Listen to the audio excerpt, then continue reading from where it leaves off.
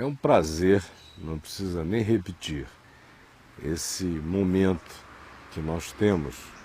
Ele tem me dado muita alegria e tem dado muita alegria a muita gente. Você sabe do que eu estou falando. Eu quero ler para nós hoje, aqui no Evangelho de Marcos, no capítulo 2. Preste atenção na leitura do Evangelho. Marcos 2, de 1 a 12. Dias depois, entrou Jesus de novo em Cafarnaum e logo correu que ele estava em casa. Muitos afluíram para ali, tantos que nem mesmo junto à porta eles achavam lugar, e Jesus anunciava-lhes a palavra. Alguns foram ter com Jesus conduzindo um paralítico levado por 4 homens. E não podendo aproximar-se de Jesus por causa da multidão, descobriram o telhado no lugar correspondente ao em que Jesus estava, e fazendo uma abertura no telhado, baixaram o leito em que jazia o doente. Vendo-lhes a fé, Jesus disse ao paralítico: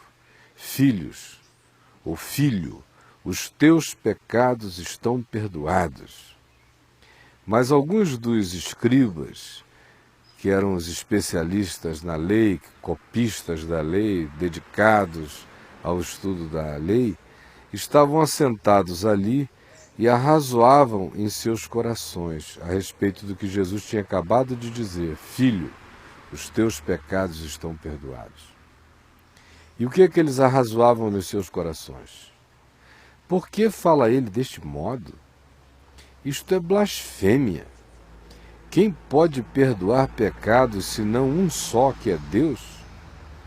E Jesus, percebendo logo por seu espírito que eles assim arrazoavam, disse-lhes: Por que arrazoais sobre estas coisas em vossos corações? Qual é mais fácil? Dizer ao paralítico: Estão perdoados os teus pecados? Ou dizer: Levanta-te, toma o teu leito e anda? Ora, para que vocês saibam que o Filho do Homem tem sobre a terra autoridade para perdoar pecados, então ele disse ao paralítico: Eu te mando, levanta-te, toma o teu leito e vai para casa. Então ele se levantou e, no mesmo instante, tomando o leito, retirou-se à vista de todos, a ponto de se admirarem todos e darem glória a Deus, dizendo: Jamais vimos coisa assim. É interessante, o ambiente é a cidade de Cafarnaum, um lugar onde Jesus fez muitas curas, operou muitos milagres. Ela está até hoje incrustada, plantada à beira-mar do Mar da Galileia, ao norte do Mar da Galileia. E ali foi um lugar onde Jesus morou muito tempo, durante aqueles 3 anos e alguns meses de atividade pública. Cafarnaum era o lugar para onde ele retornava sempre. Também foram em Cafarnaum onde aconteceram os maiores e a maior quantidade de milagres registrados no Novo Testamento, nos Evangelhos, feitos por Jesus. E este aqui é interessante. Interessante por quê? Porque Jesus está numa casa, a multidão chega, se ajunta, já não cabe mais ninguém dentro, nem ninguém do lado de fora, mas havia umas pessoinhas que tinham um amigo paralítico, e eles estavam inconformados que aquele homem não fosse curado porque não pudesse chegar onde Jesus estava. Foi aí que eles decidiram ser completamente politicamente incorretos. Em qualquer lugar, cultura, tribo ou região do mundo, ninguém decide destelhar a casa do outro sem pedir licença. Mas foi o que eles fizeram. Eles simplesmente puseram o homem numa maca, enrolaram-no com cordas, a moçada subiu no telhado, ele ficou ali embaixo, alguns prontos para guiarem a subida, outros lá em cima, e eles não quiseram nem saber, destelharam a casa da pessoa onde Jesus estava falando. A casa não era de Jesus, era de um outro, e baixaram o homem exatamente no lugar onde Jesus estava. Eles foram destelhando assim, está aqui, está aqui, está aqui, aqui. Está bem aqui embaixo, bem aqui embaixo. Vamos tirar aqui. A telha saindo, todo mundo olhando. Jesus olhou para cima e eles baixaram aquele homem no leito, até ali. E quando Jesus viu aquilo, diz aqui o Evangelho, o seguinte: vendo-lhes a fé, vendo a fé daquele grupo de amigos que tinham se mobilizado com essa intenção, vendo-lhes a fé, Jesus se compadeceu da situação toda, olhou para o homem que estava ali diante dele e disse: filho, os teus pecados estão perdoados. Aí, quando o perdão de pecados, quando a graça de Deus, o favor imerecido, a bondade livre, a orgia da misericórdia de Deus se manifesta perdoando o homem, na mesma hora a religião se interpõe. Mas não falaram com a gente. Quem foi que deu esse poder a esse rapaz aí de 30 anos em Cafarnaum de sair perdoando pecados? Isso é blasfêmia. Se fosse pelo menos no dia do Yom Kippur, lá no templo de Jerusalém, e que o sumo sacerdote fizesse uma declaração dessa, ainda assim, o sumo sacerdote não a faria de modo particular, singular, específico, com endereço, com nome e CPF. Filho, estão perdoados os teus pecados. Era o que eles pensavam. Esse indivíduo, fazendo isso aí por conta própria, sem mais nem menos, uma bagunça louca dessa, destelharam a casa do homem, baixaram o doente, e ele vai logo dizendo: filho, estão perdoados os teus pecados? Isso é loucura, isso é maluquice, isso é blasfêmia, disseram eles. Aí Jesus disse: por que vocês são mauzinhos assim? Por que os pensamentos de vocês só podem pensar com essas categorias teológicas, doutrinárias, religiosas perversas? Por que ao invés de vocês celebrarem o fato de que chegou aqui um indivíduo todo amarrado, paralítico, entrevado, limitado, dependente de outros 24 horas por dia, por que ao invés de vocês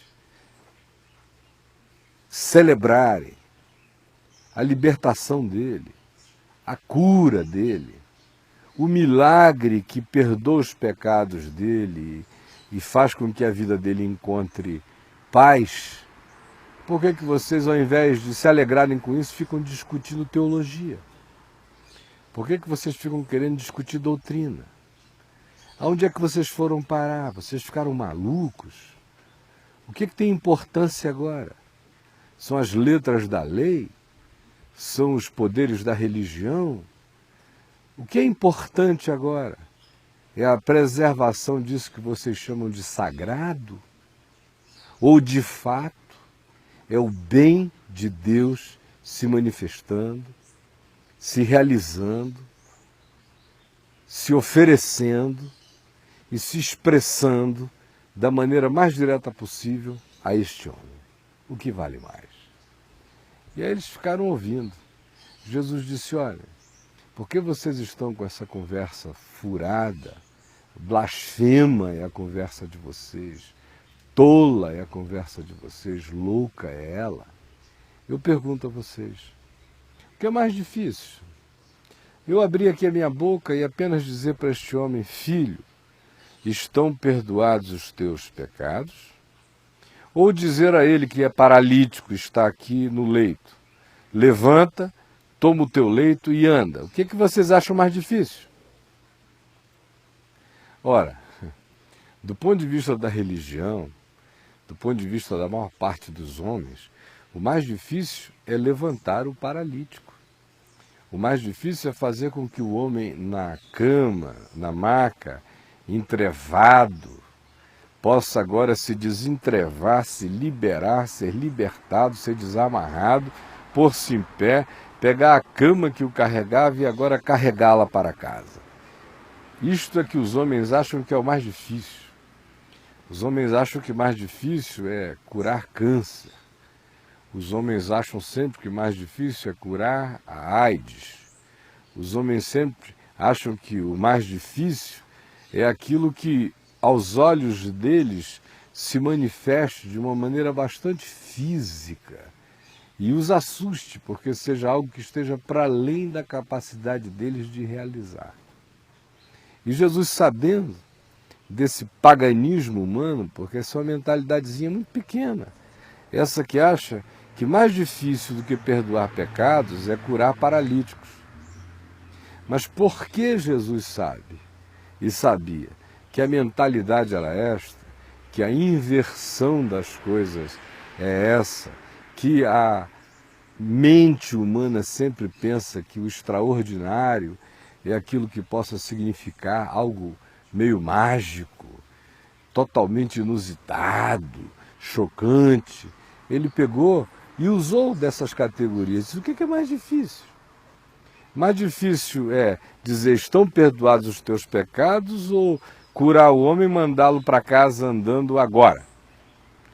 Porque ele sabia que na cabeça das pessoas, assim como na sua cabecinha aí onde você está, o mais difícil é dizer: levanta, toma o teu leito e anda. O mais difícil é curar o doente, é ou não é? Não precisa nem pensar muito. Por que você acha que as reuniões, os cultos, as religiões, as seitas, os grupos, que passam o dia inteiro fazendo propaganda de cura, ou que convidam você para fazer parte de 7 terças-feiras de milagre, 31 dias de libertação, todas essas coisas prosperam, crescem, se amontoam de gente para todo lado? A resposta é esta. É porque você, tanto quanto todo mundo, acha que o difícil na vida é ficar curado de um probleminha na pele. Ah, missionário, meu problema na pele. Ai, pastor, ai, apóstolo, ai, fui curado. Ai. Essas bobaginhas que a gente vê na televisão, a maior parte delas frutos de sugestão, não se sustentam na semana seguinte. 99% dos testemunhos de cura são impactos emocionais momentâneos. Eu não creio em cura? Creio demais, por isso é que eu não creio em palhaçada, vocês entenderam? Creio mesmo que Deus cura. O que eu estou dizendo é que a cura de Deus não é essa brincadeira que está aí. Mas porque a maioria das pessoas realmente acha que o que é extraordinário, o que é milagre, é fazer com que um paraplégico levante-se e ande, Jesus disse: ora, usando a logiquinha pequena de vocês, para que vocês saibam que eu, o Filho do Homem, tenho autoridade para perdoar pecados, então prestem atenção. Virou-se para o paralítico e disse: levanta, toma o teu leito e anda. E o homem na mesma hora ficou curado. E carregando o seu leito foi para casa, cheio de alegria, a multidão mergulhou em profunda estupefação. Significa dizer o quê? Que o que é importante nessa vida é receber uma cura no corpo? Às vezes é, às vezes, nem sempre. Às vezes é. E quando seja e houver fé, assim será. Mas Jesus usa esse argumento da cura física apenas para pegar a alavanca da convicção da crença pagã popular que acha que cura física é o máximo, e disse: já que é assim que vocês acham, já que vocês pensam que o difícil é abrir a boca e dizer a um homem doente: levanta, toma o teu leito e anda, e ele levantar-se, eu vou fazer assim agora, apenas e sobretudo, para que vocês saibam que eu tenho autoridade para perdoar pecados. E então disse ao homem: levanta, toma o teu leito e anda. Os milagres de Jesus, as realidades inusitadas que ele não operou num concurso de força para ver quem era o mais poderoso, como os religiosos falam. Eu já vi tanta coisa ridícula, já vi crente discutindo com budista, por exemplo, e dizendo quem Buda curou? Quem Buda curou? Buda já curou alguém? Buda curou alguém? Fez algum milagre? Ressuscitou dos mortos? Olha, o meu Jesus ressuscita dos mortos. É uma palhaçada, parece que puseram no vale tudo, os dois ali. Jesus não sobe nesse ringue. Jesus não está disputando com Buda, nem com Maomé, nem com Confúcio. Esses aí são homens bem intencionados, amantes do bem, que procuraram no seu lugar, na sua geografia, na sua geração, encontrar o que eles conseguiram de melhor para pacificar a vida, iluminar o pensamento. Apenas isto. Jesus não entra nesse rol, ele não entra nessa briga, não sobe nesse ringue. Ele, Jesus, é o Senhor dos senhores, é o Rei dos reis. Buda é um servo, Maomé é um servo. Eu fico com uma pena enorme de ver a religião querendo, é o cristianismozinho ali, brigando com o islamismozinho, com o budismozinho, fazendo de Jesus um ídolozinho, uma coisinha horrorosa, feia, nojenta. Jesus não tem nada a ver com isso, não. Ele não está nessa disputa. Ele não está mostrando quem é que tem mais poder. Ele é ele não tem que provar nada. Por isto é que ele simplesmente usa esse elemento pagão da convicção humana para dizer, já que vocês pensam que é assim, então olha só, como eu tenho o poder de perdoar pecados mesmo. Meu filho, levanta, toma o teu leito, vai para casa, anda. Porque a coisa toda tem a ver apenas e exclusivamente com uma realidade. A gente sofre de muitos males nesta vida. Tem gente que está me vendo aí sentindo dores. Dores nos ossos, dores musculares, dores ciáticas, problemas no fígado, problemas nos rins, problemas respiratórios, problemas emocionais graves, problemas muitas vezes de ordem neurológica atingindo o cérebro e as funções comportamentais. Outros estão atingidos por males diversos. São desde psicossomatizações que estouram na pele ou que se manifestam em órgãos de choque no corpo, até mesmo baixas imunológicas que permitem que o indivíduo seja penetrado por toda sorte de agressões virais ou de qualquer outro tipo. Além disso, existe também o fato inexcusável de que esse corpo é um corpo de morte, frágil, quebradiço, cansável, adoecível. Disto todos nós sabemos. Disto a vida dá testemunho todos os dias, a existência não nos deixa equivocados a esse respeito.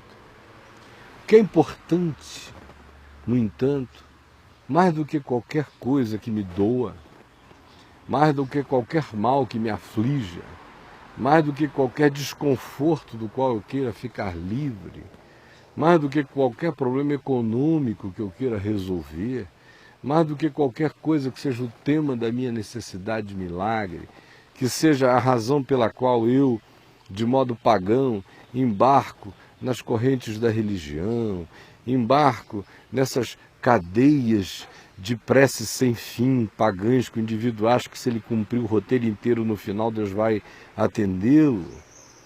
E é justamente por isso que você vem sendo explorado tanto tempo, é por causa dessa ideia pagã que está fixada em você e que é abusada, usada, manipulada contra você.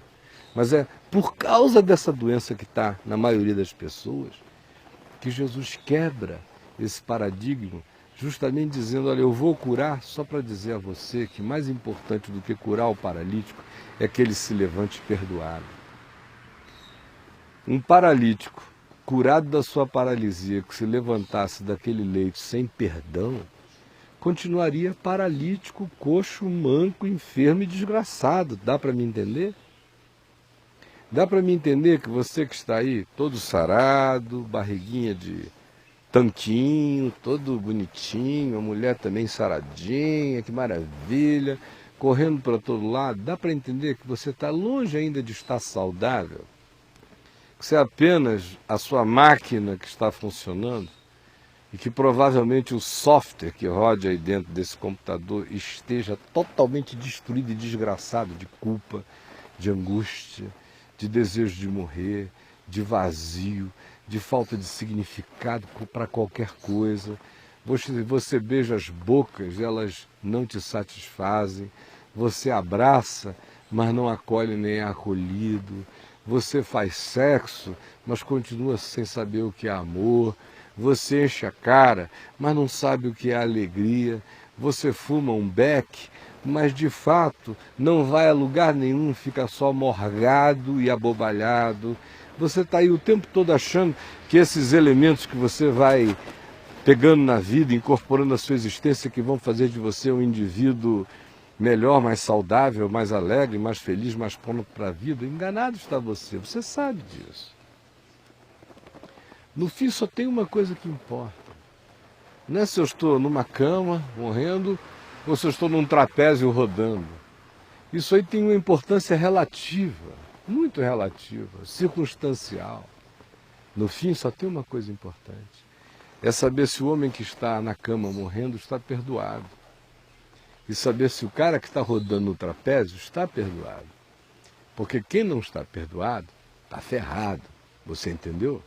É simples assim. Não adianta ficar com 1000 elucubrações. Se você estiver perdoado, pode estar morrendo. Você está saudável. Se você não está perdoado, você pode estar correndo. Você está doente. É por isso que quando Jesus cura, em geral, a gente vê aqui na tradução, a tua fé te salvou, o que de fato significa a mesma coisa, a tua fé te curou, porque Jesus curava querendo significar com aquilo uma salvação mais profunda, dessa que não cura só o corpo, que cura o espírito, a consciência, que pacifica o indivíduo e que diz a ele: os teus pecados estão perdoados. É para isso que eu estou aqui hoje, para dizer a você que Jesus perdoa pecados, perdoa os seus, qualquer um. Às vezes o indivíduo vai para aquela cama, para aquela maca de doença, é por causa do pecado. Não que haja um julgamento de Deus em cima dele, você pecou, vai para a cama, não, é o pecado que põe você lá, é a culpa que põe você lá, é a somatização da sua culpa que põe você lá. É essa massa falida de culpa que acaba colocando você lá. Isso é que se chama de somatização. Acontece na sua psique, na sua mente, vira carne, vira soma, vira corpo, vira doença. No entanto, se você receber hoje, pela fé, ouvir essa palavra de Jesus que diz: filho, filha, os teus pecados já estão perdoados. Eu já os levei na cruz, já não há mais débito para você se você crer. E se você quiser começar uma vida nova hoje, se você crer nisto, você vai saber o que é importante, com saúde ou sem saúde. Agora, muito provavelmente, pode ser que se o que gerou essa doença em você tenha sido culpa acumulada, pode significar que na hora em que você recebeu o perdão, se apropriar dele pela fé, saber que está tudo pago e consumado, quitado, você está livre, pode ser que os mecanismos que deflagraram esse processo, geraram essa enfermidade que virou carne em você, que se somatizou em você, esses mecanismos, uma vez quebrados, o sintoma desapareça como doença, como enfermidade. Eu quero convidar você a continuar ouvindo o Evangelho. Não tem fim, é para sempre. Por isso eu convido a você a ir ao meu site, o www.caiofabio.com. Vá lá e leia, ouça a rádio, ou então também clique na Vem Ver TV. E você entra de graça, se registra com o seu nome, e-mail, dados simples, envia, você já está autorizado a entrar e assiste 24 horas do que eu estou falando aqui e muito mais. Quem está indo lá sabe o benefício que está recebendo. Eu, no entanto, quero convidar você para estar comigo daqui a pouco, no Teatro La Salle, na 906 Sul, às 19 horas. Venha, traga os seus amigos, venha com alegria, venha ouvir o Evangelho. E também toda quarta-feira eu convido você para estar comigo na QI 13, Conjunto 2, Casa 5, na Tenda do Caminho. Você está vendo imagens de ambas as coisas, do La Salle e da Tenda do Caminho. Na Tenda do Caminho é quarta-feira às 20 horas. Venha e tome cuidado com o seguinte, é uma rua simples, pequena, residencial. Não entre parando seu carro, procure parar mais distante, venha a pé, chegue com calma e não pare na frente da garagem de ninguém, tá bom? Eu aguardo você domingo ou quarta-feira e aguardo você agora. Entre na internet, vá ao meu site, comece a viajar e você vai saber o que é o Evangelho, qual é o benefício dele para você e como quem crê de fato anda liberto. Era isso que eu queria falar. Deus abençoe você muito, muito, muito, muito mesmo, tá bom? Até a nossa próxima reunião, até o nosso próximo encontro. Tchau, então.